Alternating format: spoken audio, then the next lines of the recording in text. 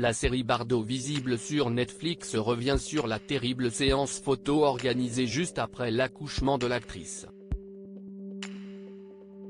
Découvrez les vrais clichés de ce moment. Depuis l'annonce de sa grossesse, par un moyen inattendu, jusqu'à la naissance de son fils, Brigitte Bardot a mal vécu sa maternité. Elle le dit et le revendique dans la mini-série Bardo écrite et réalisée par Daniel et Christopher Thompson, elle ne voulait pas être mère. Et pourtant, de l'idylle de bébé, jouée par Julia de Núñez, avec Jacques Charrier, interprété par Oscar Lesage, naît un petit garçon Nicolas Charrier. La série diffusée sur Netflix, qui revient sur ses amours avec les hommes et le cinéma, dessine les contours d'une personnalité plus complexe qu'il n'y paraît et revient sur sa difficulté à endosser le rôle de mère.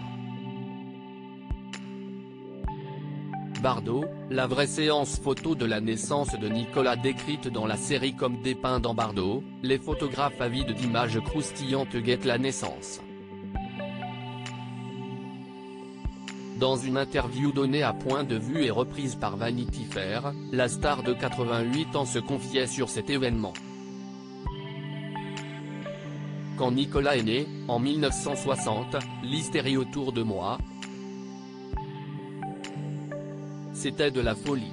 La chambre d'accouchement installée dans ma maison, les photographes derrière les fenêtres, ceux qui se déguisaient en médecins pour me surprendre. Il n'y avait aucune intimité. C'était terrible.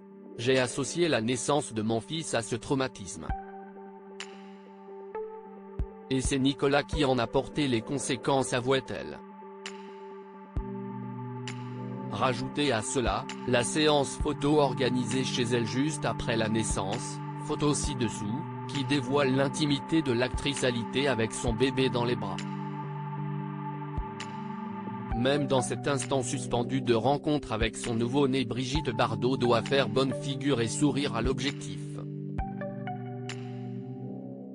Bardot, une maternité vécue comme un traumatisme par la star de cinéma, c'était comme une tumeur qui s'était nourrie de moi, que j'avais portée dans ma chair tuméfiée, n'attendant que le moment béni où l'on m'en débarrasserait enfin, décrivait la comédienne à l'époque.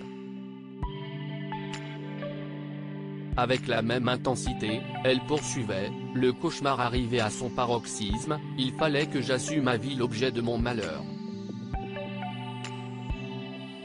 Dans une interview télévisée datant de 1982, l'actrice expliquera avec beaucoup de lucidité, « Je suis devenue mère exactement quand il ne le fallait pas. Je l'ai vécu comme un drame. Ça a fait de malheureux, mon fils et moi. »